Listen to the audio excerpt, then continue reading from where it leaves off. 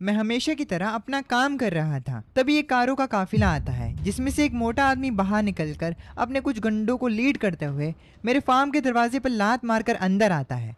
उस मोटे आदमी ने मुझसे कहा, ली तुम अभी भी कूड़े के साथ खेल रहे हो। टाउन ब्रॉडकास्ट में बताया था ये सिर्फ एक केमिकल लीक है, सब लोग पहले ही जा चुके हैं, सिर्फ तू अकेला बचा है। बेवकूफ, तू इस मनहूस पहाड़ पे अटका हुआ है। मैंने उस मोटे से कहा, सिर्फ 3 मिनट बचे हैं। मोटा मेरी बात सुन के हैरान हो गया। उसने कहा, क्या मतलब 3 मिनट बचा? लेकिन मैंने उस मोटे की बात पे ध्यान नहीं दिया और मैं अपने वेल्डिंग के काम पर लगा रहा जब तक वो खत्म नहीं हो गया। मैंने उस मोटे से कहा, 3 मिनट बाद वायरस यहाँ तक फैल जाएगा, अभी निकल यहाँ से। सड़क पर निकलेगा तो थोड़ा और जी लेगा। लेकिन मोटे के दिमाग में मेरी ये बात घुसी नहीं। वो जोर जोर से हंसने लगा और कहने लगा, टाइम वेस्ट करना बंद कर, ये फार्म मेरे नाम कर दे। मुझे पिग फार्म खोलना है अपने जैसे सुअरों के लिए। आई मीन ये तो नहीं बोलता वो, बट क्या फर्क पड़ता है। मोटे ने मेरी तरफ एक पेपर को फेंका और कहा, साइन कर इस पे, अगर नहीं करेगा तो तेरी शामत आ जाएगी। मैंने अपना रेंच उठाया, लेकिन तभी मोटे को किसी के चलने की आवाज आई। वो इधर उधर देखने लगा। तभी पीछे से उसके एक आदमी पर ज़ॉम्बीज़ ने हमला कर दिया। मोटा ज़ॉम्बीज़ को देखकर डर गया। वो कहने लगा कि ये कौन है? मैंने उसे कहा, ये तेरे बाप हैं। इस टाइम तक मोटा इतना ज्यादा डर चुका था कि उसने मुझसे अपने आप को बचाने के लिए कहा। उसके पास एक गाड़ी थी तो उसने मुझसे कहा, प्लीज मुझे यहाँ से निकलने में मदद कर। तो मैंने उस पर लात मारी। मैं अपने हार्वेस्टिंग व्हीकल पर बैठ गया क्योंकि मुझे पता था कि ये जगह सबसे ज्यादा सेफ है। सनसेट फार्म में तुम्हारा स्वागत है, फसल काटने का टाइम आ गया है, कुचल दो इनको। मैंने अपनी हार्वेस्टर को चलाना शुरू किया। उन आगे आने वाले ज़ॉम्बीज़ को नहीं पता था कि उनके साथ क्या होने वाला है। वो मेरे हार्वेस्टर के सामने आए और कुचल दिए गए। मोटा पीछे से ये सब देख रहा था। उसे ये देखकर काफी ज्यादा डर लग रहा था। तभी मुझे एक सिस्टम की आवाज आती है। सिस्टम ने मुझे बताया, मारे गए इन्फेक्टेड की गिनती 58 है। होस्ट डिटेक्ट हो गया। हैंड ब्रेक हार्वेस्ट कंप्लीट हुआ। Achievement doomsday bunker. और सिस्टम अब पूरी तरीके से चालू हो चुका है। मैंने अपनी सिगरेट पी और कहा, आखिरकार ये आ ही गया। ज़ॉम्बीज़ को मारने के बाद मैंने उस मोटे को कहा, गेट पर पड़ी उन लाशों को खींचकर कंपोस्ट पिट में डाल दे और हाँ, थोड़ा पानी पी लियो। मोटा मुझे मना नहीं कर पाया और उसने जैसा मैंने उसे बताया था वैसा ही किया। लेकिन काम को करते वक्त वो अपने आप में बड़बड़ाया, जब मेरे आदमी आएंगे तो मैं तुझे जरूर मारूंगा। उसकी इन बातों से अनजान मैं अपने सिस्टम पर बिजी था। मैंने सिस्टम का यूज करते हुए basic hydraulic steel wall blueprint निकलवाया। ब्लूप्रिंट कंफर्म हुआ। स्टॉक में जरूरत के हिसाब से स्क्रैप मेटल मिल गया। 100 पॉइंट्स काटे जा रहे हैं। मटेरियल ट्रांसफॉर्मेशन शुरू हो रहा है। कंस्ट्रक्शन चालू होते ही जमीन जोर जोर से हिलने लगी। वो मोटा भी नीचे गिर गया। अचानक से बड़े बड़े मेटल की वॉल्स खड़ी हो गई। ये देखकर वो मोटा कहने लगा, क्या ये कोई ट्रांसफॉर्मर जैसा चक्कर है? मोटे की बात सुनकर मैंने उसे कहा, ओह तो तुमने इसे देख लिया, अब जाओ और जनरेटर को ऑन कर दो। वॉल को पावर होने के लिए इलेक्ट्रिसिटी चाहिए। मोटा मुझसे पूछने लगा, ली तू कोई अमर भगवान है क्या? मैंने मोटे की बात का कोई जवाब नहीं दिया क्योंकि वो मुझे इनसिग्निफिकेंट लगा। खैर, मोटा काम का आदमी है क्योंकि जो मैंने उसे बताया था वो उसने कर लिया था। अब वॉल में बिजली दौड़ रही थी, बट फूड स्टोरेज अभी भी एक इशू था। सिस्टम के एंटीवायरल बीज को उगने में टाइम लगेगा। मैं वॉच टावर के ऊपर बैठकर ज़ॉम्बीज़ पर निगरानी रख रहा था। तभी मैंने एक कार को देखा जो कि आकर मेरे गेट के सामने क्रैश हो जाती है। उस कार से एक लेडी बाहर निकलती है। उसके हाथ में एक बच्ची भी होती है। वो बच्ची को लेकर मेरे गेट्स की तरफ आती है और मुझसे रिक्वेस्ट करती है कि मैं दरवाजा खोलूं। उसकी बच्ची बोलती है कि मॉन्स्टर्स उनके पीछे हैं और मॉन्स्टर्स सच में उनके 100 मीटर करीब होते हैं। मैं उन्हें लाउड स्पीकर पे कहता हूँ, पीछे हटो, जो भी गेट के पास आएगा मारा जाएगा। सामने से वो लेडी घबराते हुए कहती है, मेरी बेटी को बुखार है, प्लीज उसकी मदद करो, मैं तुम्हें कुछ भी देने को तैयार हूँ। मैंने उन्हें साफ साफ कह दिया, ये प्राइवेट जमीन है, रेड क्रॉस नहीं। तभी एक ज़ॉम्बी उनके काफी करीब आ गया। वो लेडी अपने बच्चे को कस के पकड़कर बैठ गई। उसकी ममता देखकर मैंने एक एरो से उस ज़ॉम्बी को मार दिया और उस लेडी से कहा, मैंने कहा पीछे हटो। उस लेडी ने बताया, मैं एग्रीकल्चरल एकेडमी से एक डॉक्टर हूँ, प्लांट जेनेटिक्स में स्पेशलिस्ट हूँ। मैंने गेट पर आलू के पत्तों को पर्पल होते देखा। वो फंगल इन्फेक्शन है ना? उस लेडी की बात सुनकर मुझे रियलाइज हुआ कि मुझे उसकी जरूरत है। तो मैंने उसे कहा, अपनी जैकेट उतारो, घूम जाओ, दिखाओ कहीं चोट तो नहीं लगी। तुम्हारी बॉडी में मेरा कोई इंटरेस्ट नहीं है, मुझे सिर्फ वायरस से मतलब है। वो लेडी मेरी कंडीशंस के लिए मान जाती है। तो मैंने उन्हें अपने फार्म के अंदर आने दिया। तभी सामने से मोटा आया और मुझसे बोला, यो ली, ये लड़की मस्त है, एकदम स्मूथ स्किन, बॉडी चेक वाला काम मुझे करने दे भाई। उसकी इतनी बेकार बात पर मैंने उसका नाक तोड़ दिया और मैंने उसे अपनी गन से धमकाया एंड उसे बताया कि यहाँ इस फार्म पर सिर्फ मैं ऑर्डर देता हूँ। दोबारा ऐसी हरकत की तो मैं तुझे ज़ॉम्बीज़ के आगे फेंक दूंगा। अब मैं उस लेडी के पास गया और उससे पूछा, तुमने कहा तुम्हारे पास पीएचडी है? उसने कहा, हाँ, मेरे डॉक्यूमेंट्स मेरे बैग में हैं। उसके बाद सुनकर मैंने उसे कहा, डॉक्यूमेंट्स की जरूरत नहीं, मुझे रिजल्ट्स चाहिए, वहाँ डिलीवरी देनी है। तुम्हारे पास सिर्फ आधा दिन है और मुझे तुमसे रिजल्ट्स चाहिए। उस लेडी ने मुझसे टूल्स और पानी मांगा और बताया कि वो ये चीज जरूर करेगी, नॉट लाइक उसके पास और कोई ऑप्शन भी है। उसकी बात सुनकर मैंने उसे ब्रेड और पानी दिया एज एन एडवांस पेमेंट और उसे बोला, याद रखना, यहाँ पर तुम्हारी कीमत ही तुम्हारी जिंदगी और मौत तय करती है। ये कहकर मैं वहाँ से जाने लगा। जाते हुए मैं सोच रहा था कि अगर वो सच में काम की हुई तो सिस्टम के वो एडवांस्ड बीच बच सकते हैं। अब मैं अपने काम पर लग गया। हमें वेपन्स चाहिए थे।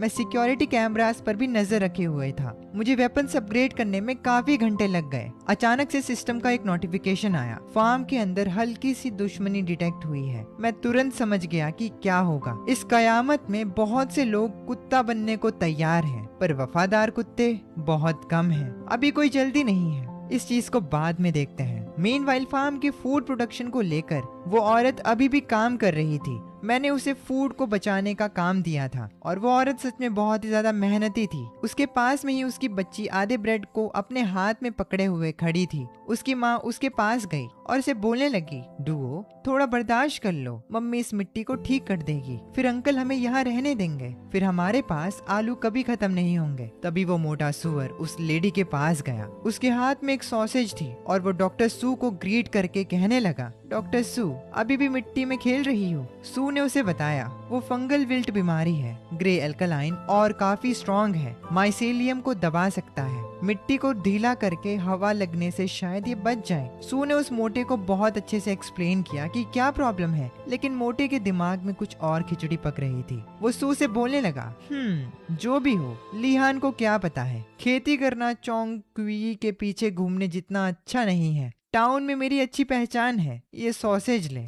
बस मुझे एक किस लेने दे। सू ने उसे तुरंत खुद से दूर धकेल दिया। दूर हट, मुझे हाथ मत लगा। गुस्से में आकर मोटे ने बेचारी बच्ची के हाथ से आधा खाया हुआ ब्रेड नीचे गिरा दिया और उस पर पैर रख दिया। सू की बेटी रोने लगी और ये देखकर मैं खुद को रोक नहीं पाया। अपनी गन लेकर उस मोटे के पास गया और उससे कहा, तेरी हिम्मत कैसे हुई मेरी प्रॉपर्टी के साथ छेड़खानी करने की? मोटा पूरी तरह से डर गया, लेकिन तभी इन्फेक्टेड पोटैटोज के लीव्स दोबारा ग्रीन होने लगे। ये देखकर मैं हैरान हो गया, ये कैसे हो सकता है? मैंने सू से कहा, तुम पास हो गई, अब से तुम इस टेस्ट फील्ड की इंचार्ज हो। और फिर मैंने सू को कुछ खाने के लिए आइटम्स दिए। तभी अचानक से मेरे फार्म के डोर्स पर एक आदमी ने दस्तक दी। वो चिल्लाकर बोलने लगा, क्या वहाँ और भी जिंदा बचे हैं? मैं टाउन में गाड़ियाँ ठीक करता हूँ। ये बात सुनकर मैंने मोटे को बोला, मेरे पीछे गेट तक आ। गेट पर पहुँचने पर हम उस आदमी से मिले जो कि मेरा हार्वेस्ट ट्रक देखकर दंग था। उसने मुझे बोला, हे भाई, वो कंबाइंड हार्वेस्टर, क्या वो तुमने मॉडिफाई किया है? बड़ा खतरनाक जुगाड़ है, पर इसका आगे का बैलेंस बिगड़ा हुआ है। नॉर्मल ज़ॉम्बीज पर तो चल जाएगा,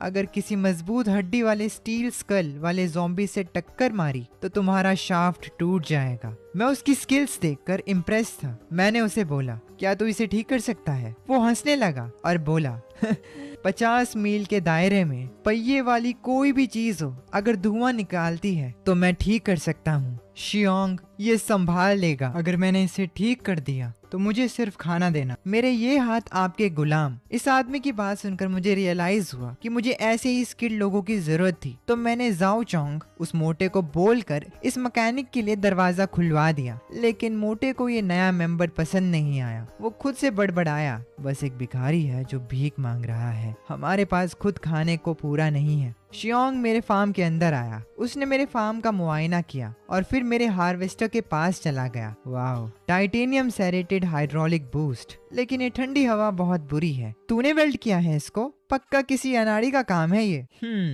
मेरा पूरा ट्रक देखने के बाद शियोंग ने कहा, सॉलिड तो है, पर इसका स्ट्रेस पॉइंट ठीक से हैंडल नहीं किया गया, ज्यादा वाइब्रेशंस पर आसानी से टूट जाएगा। मैं उसके एनालिसिस को देखकर थोड़ा शॉक्ड था, लेकिन चेहरे पर नहीं दिखाया। मैंने शियोंग को बोला, अपनी औकात साबित करने के लिए तेरे पास सिर्फ 10 मिनट है, और बस। फिर शियोंग अपने काम पर लग गया। उसने बहुत ध्यान से एक एक पार्ट को जोड़ा। बहुत मैकेनिकल तरीके से उसने मेरे हार्वेस्टर पर काम किया और फिर 10 मिनट बाद वो बोला, एक बम्पर बार लगा दिया है, टॉर्क ठीक कर दिया है, अब ये मशीन सामने वाले उस बड़े पत्थर को काट सकती है पनीर की तरह। शियोंग के ये काम करते ही सिस्टम ने भी मुझे बता दिया हार्वेस्टर नंबर 1 की परफॉर्मेंस 15% बढ़ गई है। बधाई हो होस्ट। रिवॉर्ड में एक रेयर सर्वाइवर मिला है, एक एडवांस्ड मैकेनिक। सिस्टम्स यहाँ पर शियोंग की ही बात कर रहा होता है। अल्टीमेट मैकेनिकल मॉड गैरेज का ब्लूप्रिंट और साथ में 500 लीटर डीजल मिलता है। मैकेनिक ने अपना काम कर दिया था, तो अब बारी मेरी थी। मैंने मोटे को बोला, जाओ चोंग, जाकर मास्टर शियोंग के लिए खाना ले आ,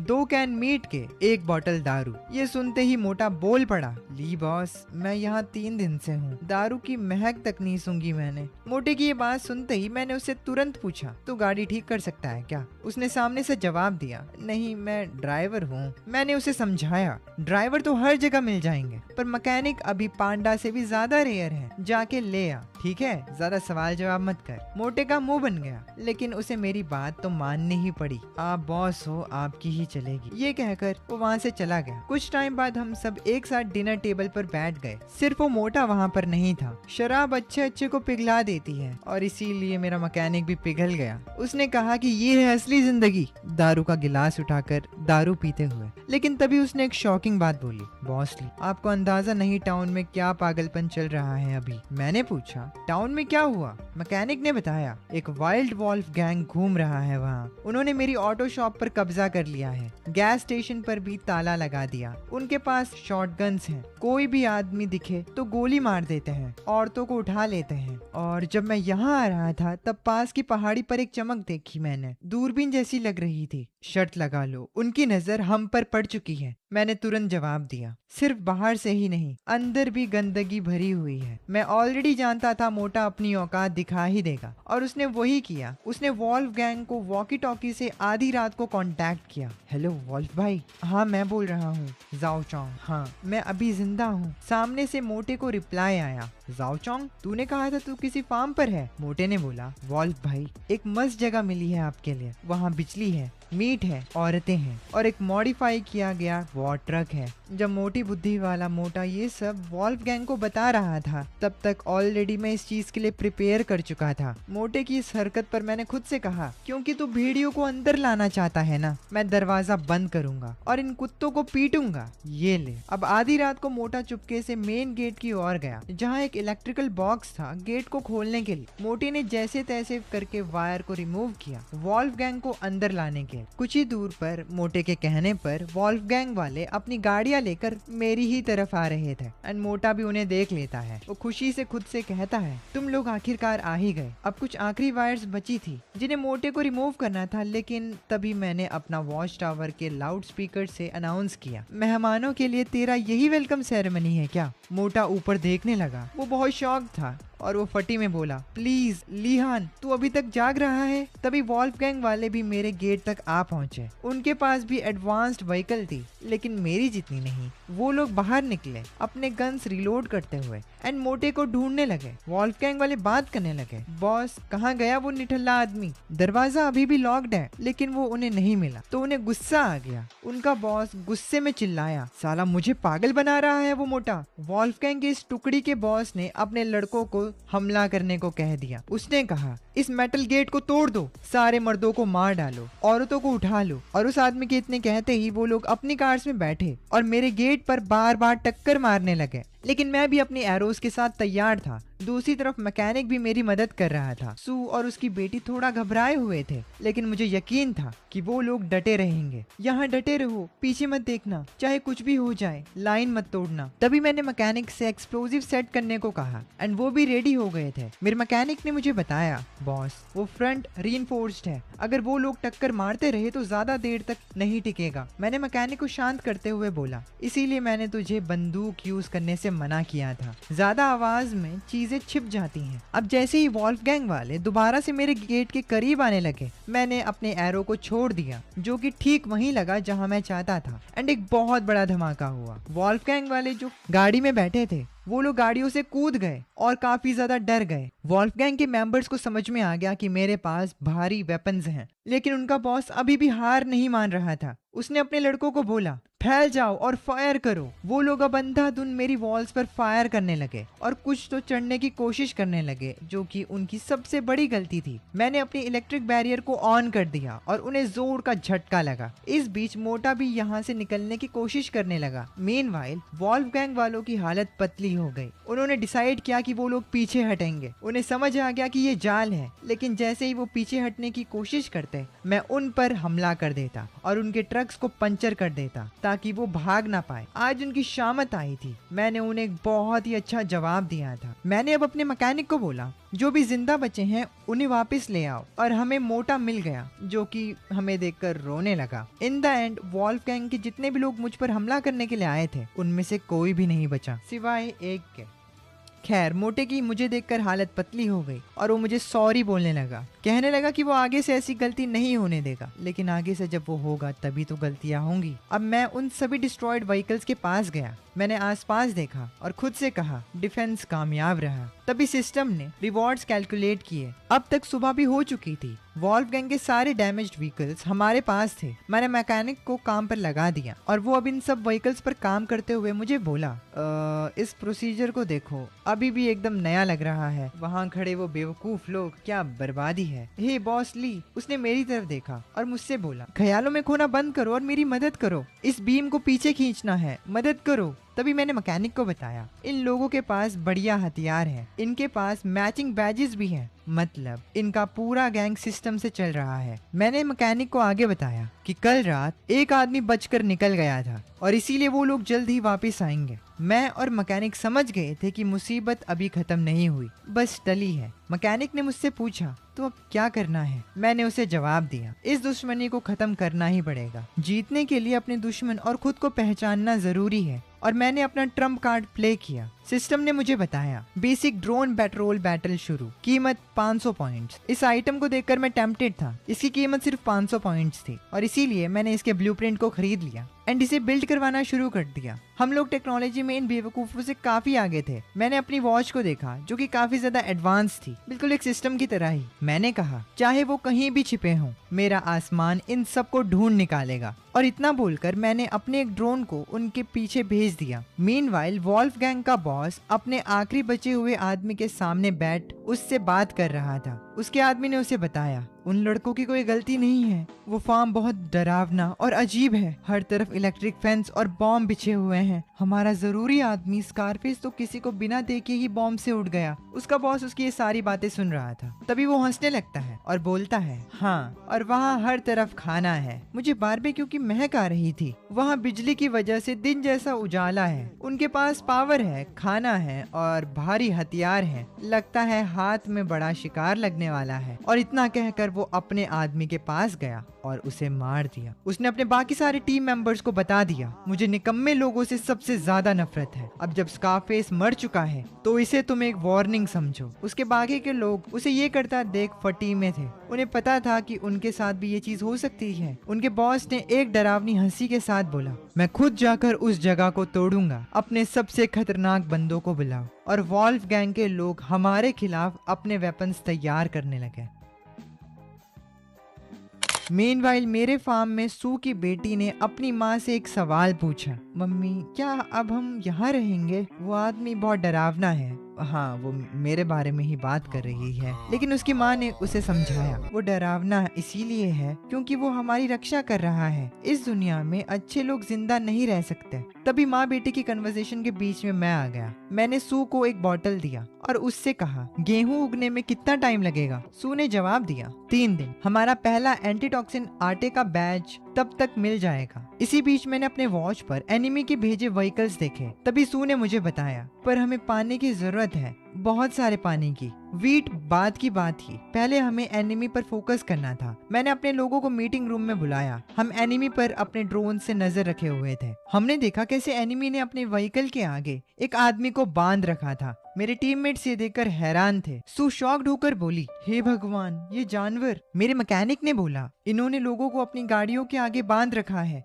ये तो बिल्कुल पाप है। बॉस, अगर हम शूट करें या उनकी गाड़ियों को उड़ा दें तो पहले ये बेचारे लोग मरेंगे। मैं जानता था कि इसका मतलब क्या है। मैंने अपने लोगों को अपना डिसीजन सुनाया। वॉल्फ किंग और सब्र नहीं कर सकता। सब लोग अपनी पोजीशन लो। मैं जानता था कि हम किसके अगेंस्ट हैं। भले ही वेपनरी में हमारे पास एक अपर हैंड हो, लेकिन मैं ऐसे ही सिविलियंस को नहीं मार सकता। मैंने अपनी टीम को बोल दिया, चलो इस फार्म को उनका कब्रिस्तान बनाते हैं। और अब मैं और मेरी टीम तैयारी करने लगे इस बैटल के लिए। मैंने अपनी टीम को कहा, इस बर्बादी में कोई मासूम नहीं है, सिर्फ मुर्दा या जिंदा हैं लोग। मैंने अपने मैकेनिक को बताया, जैंग ब्लैक हार्वेस्टर चालू कर। सू बच्चों को सेलर में ले जा। सू मेरी बात सुनकर घबरा गई। उसने मुझे रोकने की कोशिश की। तुम क्या कर रहे हो? मैंने उसे अपना जवाब दिया, अगर इनको बम्पर कार खेलना है तो मैं भी इनके साथ अच्छे से खेलूंगा। और मैं अपने हार्वेस्टर उर्फ टैंक में बैठकर आगे निकल गया। चलो चलें, हम आज हमला करेंगे। दूसरी तरफ वॉल्फ गैंग का लीडर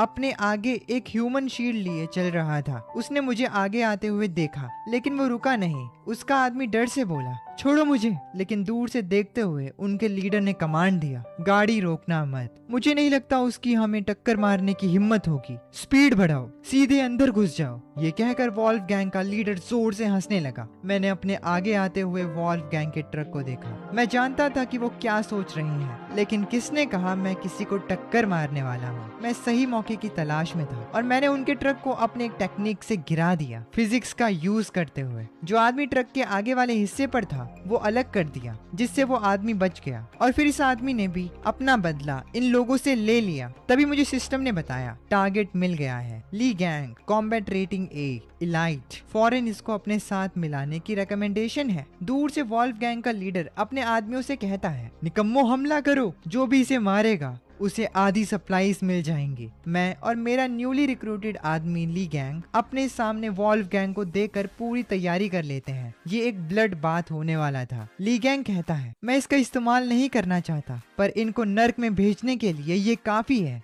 हम लोग बिल्कुल तैयार थे। तभी मेरा मैकेनिक कहता है, बॉस हटो, ओल्ड ब्लैक के ड्रैगन श्रिम्प का स्वाद चखो। मेरे मैकेनिक ने हमारी एक स्मोक कैनन के यूज से हमारे कुछ एनिमीज को अंधा कर दिया। उन्हें सब कुछ दिखना बंद हो गया, ऑफ कोर्स, क्योंकि वो अंधे हो चुके हैं। हम ऑलमोस्ट जीत चुके थे, लेकिन वॉल्फ गैंग के लीडर ने अपनी वो चाल चली जिसे देखकर मैं हैरान हो गया। उसने आसमान में एक फ्लेयर चलाई और बोला, मीलों दूर से सारे ज़ॉम्बीज़ यहाँ आ जाएंगे। और अब वो अपनी बाइक पर बैठकर वहाँ से फरार हो गया। उसने चेतावनी दी कि वो वापस जरूर आएगा, अगली बार पूरी आर्मी यहाँ होगी। और अब वो थाउजेंड्स ऑफ ज़ॉम्बीज़ को मेरे फार्म की तरफ बुलाकर गायब हो गया। हजारों ज़ॉम्बीज़ की भीड़ हमारी तरफ आ रही थी, लेकिन अपने न्यू रिक्रूट और अपने काबिल लोगों के साथ मैं भी तैयार था। ली गैंग ने मेरी तरफ अपना हाथ बढ़ाया और मुझसे कहा, ली अब तुम्हारा हुआ। मैंने उसे बोला, नए एम्प्लॉय ट्रेनिंग में तुम्हारा स्वागत है। हमने अपनी बंदूकें तैयार की। मैंने अपने मैकेनिक को बोला, लाशों का ढेर साफ करो। और उसने इशारा करते हुए बोला, ठीक है। अब इस फ्लेम थ्रोअर टावर का इंतजार नहीं होता। अब हमें ज़ॉम्बीज़ को मारते हुए शाम हो जाती है। ली वॉल के ऊपर चढ़कर ज़ॉम्बीज़ पर फायर करते हुए कहता है, ये लोग तो बहुत ज्यादा हैं, कम से कम 3000 होंगे। तुम्हारी बंदूक खतरनाक है, पर ये लोग ढेर बनकर अंदर आ सकते हैं। हमारे पास बिल्कुल भी इतनी गोलियां नहीं है। ली की बात सुनकर मैंने मुस्कुराते हुए कहा, किसने बोला हमें गोलियां चलानी है? मैंने एक बटन को प्रेस किया और दूसरी ओर मेरे मैकेनिक ने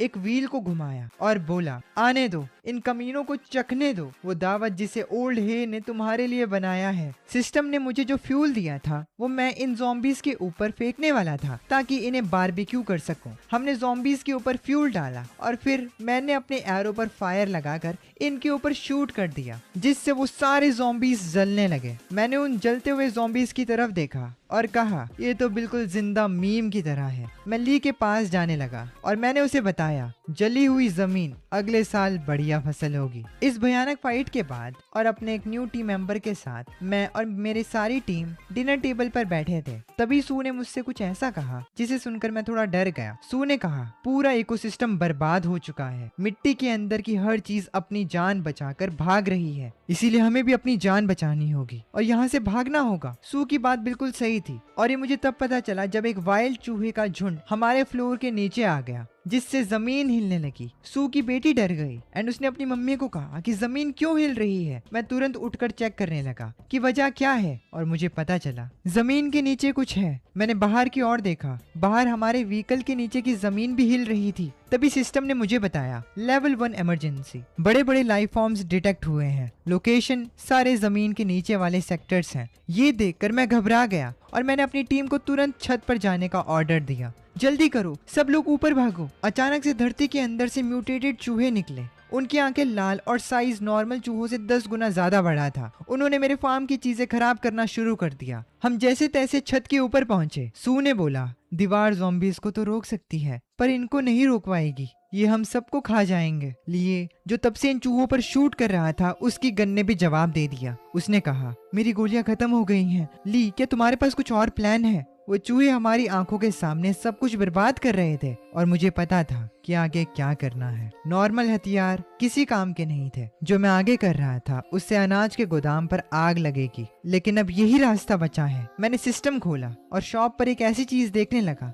जिसके लिए मुझे 200 पॉइंट्स और चाहिए थे। सिर्फ वही एक पावर थी जो कि हमें बचा सकती थी। सिस्टम मुझे बार बार बोल रहा था सफिशिएंट पॉइंट्स नहीं है, क्या हाई इंटरेस्ट मोड चालू करें? मेरे लिए बहुत टफ चॉइस थी, लेकिन मैंने वो किया जो मैं कर सकता था। मेरे लिए अभी एक्सचेंज करो फौरन। मैंने डिसाइड किया कि मैं नीचे जाऊंगा, लेकिन तभी लेई ने मुझे रोक लिया। नीचे हर तरफ चूहे भरे पड़े हैं, वहाँ नीचे जाने का मतलब है सीधा मौत। मैंने लेई को समझाया अगर मैं वहाँ नहीं गया तो हम सब मारे जाएंगे। सुवान और बच्चों का ध्यान रखना। मैंने अपनी न्यूली ऑब्टेन स्किल यूज करने का सोचा और इस थंडरस्टॉर्म में नीचे कूद गया। चूहों ने मुझ पर अटैक करना शुरू किया और मैंने भी उनको पलटकर वार किया, लेकिन ये काफी नहीं था। हट जाओ मेरे रास्ते से। मैंने सभी चूहों को अपनी तरफ अट्रैक्ट किया और फिर सिस्टम की मदद ली। सिस्टम मैग्नेटिक पल्स कॉइल चालू कर दो। इस थंडरस्टॉर्म के मौसम ने मेरा साथ दिया और आसमान की बिजली की मदद से मैंने एक आर्क बनाई जो कि हाई वोल्टेज आर्क 100 मीटर्स को कवर कर रही थी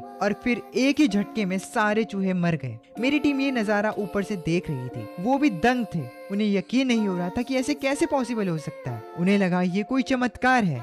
इस अटैक का असर मुझ पर भी हुआ था। मेरी हालत बहुत ही ज्यादा पतली थी, मेरे मुंह से खून निकल रहा था। ये बहुत ताकतवर है, लेकिन मेरे लिए ये करना जरूरी था। अब अगली सुबह होती है, तभी सिस्टम एक और नोटिफिकेशन भेजता है। अचीवमेंट खुल गया है, Lord of thunder and snow. मेरा पूरा फार्म का नुकसान होता है। हर तरफ चूहों की ब्लैक डेड बॉडीज पड़ी थी। ये चूहों की बॉडीज की राख मेरे पूरे फार्म को कवर कर रही थी। तभी सू नीचे आई। उसने फार्म का मुआयना किया और बोला कमाल का है, इन चूहों की लाशें इस हाई वोल्टेज से राख हो गई हैं और ये बहुत बढ़िया ऑर्गेनिक खाद बन गया है। इस वक्त मेरे मुंह पर पट्टियां लगी थी, लेकिन जैसे ही मैंने सू की बात सुनी मुझसे रहा नहीं गया। मैंने उससे पूछा तो इसका मतलब ये बेकार जमीन अब सुपर फर्टाइल बन चुकी है। सू ने मुझे बताया आलू की बात छोड़ दो, अब मैं अब म्यूटेंट फ्रूट्स भी उगा सकती हूँ। जैसे ही सू ने मुझे ये बात बोली, सिस्टम ने मुझे एक और नोटिफिकेशन दी। इको ग्रीन हाउस मॉड्यूल खुल गया है, जीन एडिटिंग खुल गया है, अब फ्रूट्स एंड सब्जियों के फार्म्स बूम होने वाले हैं।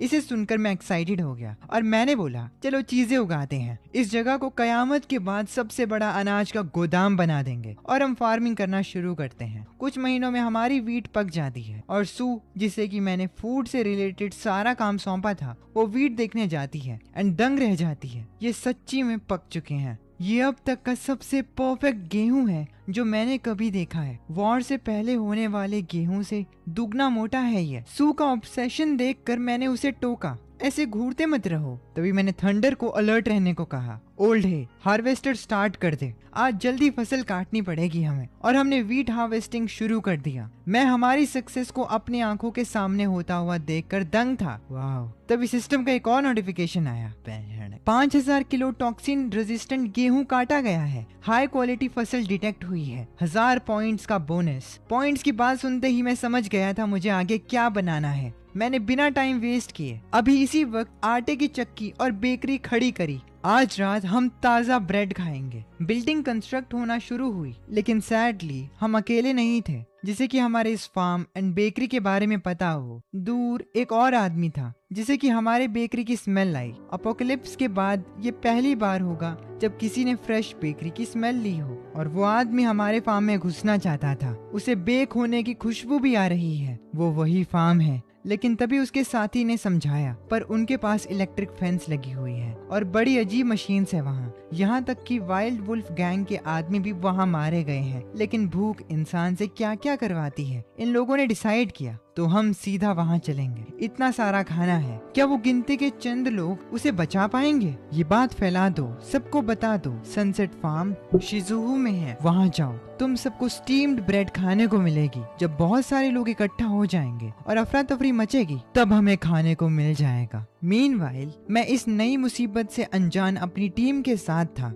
हम लोग अपने बेकरी के ब्रेड्स एंजॉय कर रहे थे। लेई ब्रेड खाते हुए बोला, अपनी लाइफ में ऐसी बढ़िया ब्रेड कभी नहीं खाई। बॉस, आपको फॉलो करके मैंने बिल्कुल सही फैसला लिया। पेट पूरा भरा हो तो ताकत आ जाती है। मेरी टीम खुश थी, लेकिन तभी मैंने उन्हें बोला, कैमरास चेक करो, लगता है हमारे मेहमान एक दिन पहले ही आ गए हैं। अब हमें ज़ॉम्बी से भी बड़ी दिक्कत का सामना करना पड़ेगा। इस बार हजारों भूखे लोग मेरे फार्म के सामने खड़े थे। मैं इस सोच में था कि इन्हें क्या बोलूं। दूसरी ओर ये लोग मांग कर रहे थे, भाई साहब प्लीज थोड़ा खाना दे दो, थोड़ा सा पानी ही दे दो, हम 3 दिन से भूखे हैं। मैंने 3 दिन से खाना नहीं खाया है, प्लीज इन बच्चों को बचा लो। सुना है तुम लोगों के पास बहुत सारा गेहूं है, हमें भी थोड़ा बांट दो। क्या हुआ? मैं वॉल पर खड़ा होकर इन सब लोगों को देख रहा था। तभी सू मेरे पास आई और बोली, ये लोग बड़ी बुरी हालत में हैं, क्या हमें इनकी। सू की बात सुनकर मैंने उससे पूछा, हमें क्या अपना स्टोर खोलकर इन्हें खाना देना चाहिए क्या? तुम्हें सच्ची में लगता है कि अगर गेट खोला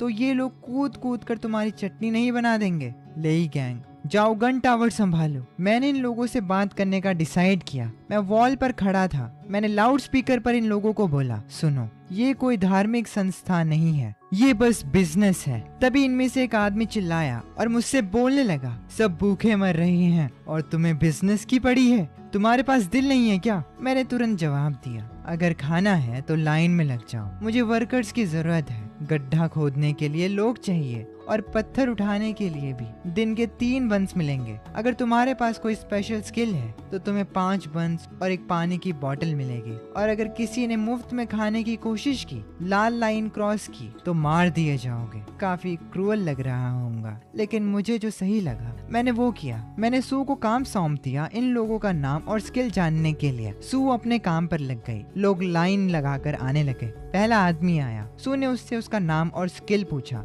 आदमी ने अपना नाम बताया और फिर मैंने उसे पत्थर उठाने का काम दे दिया। फिर अगला आदमी आया। उसने बोला कि वो एक मिस्त्री है, तो मेरे मैकेनिक ने उसे टेस्ट किया, दिखाओ कितनी जल्दी चुनाई कर सकते हो। जैसे ही उस आदमी को मैंने चुनाई करने के लिए टूल्स दिए, वो आदमी मना करने लगा कि ये टूल्स उसे यूज करने नहीं आते हैं, और फिर मेरे मैकेनिक ने उसे भगा दिया। यहाँ पर बात साफ थी, तुम झूठ बोलोगे तो तुम्हें निकाल दिया जाएगा। तो मैं यहाँ सिर्फ तुम्हारी रिक्वेस्ट पे रखा जा रहा है। इस भीड़ में 2 शातिर लोग भी थे जिन्होंने ही ये प्लान बनाया था। ये लोग आपस में बात कर रहे थे। देख रहे हो ना, ये औरत बहुत ही नरम दिल की है। सीधा अंदर घुसो और इसको और इसके बच्चे को पकड़ लो, सारा खाना अपना हो जाएगा। दूसरे आदमी ने पूछा, कब तक अटैक करना है? पहले वाले आदमी ने जवाब दिया, खाने के वक्त। देखा, इसीलिए मैंने पहले ही सू को समझा दिया था। खैर, सारे वर्कर्स को मैंने अपने फार्म पे काम पर लगा दिया था। सब मेहनत से खड्डा खोद रहे थे। तभी उनके लिए खाना आया, लेकिन इस खाने के लिए कन्फ्लिक्ट होना शुरू हो गया। कुछ वर्कर्स कंप्लेन करने लगे कि दूसरे वर्कर्स को पहले खाना क्यों मिल रहा है, हमें भी खाना चाहिए। उस औरत ने कहा था यहाँ सबके लिए खाना है। ये आदमी चुपके से सारा खाना दबा के बैठा है।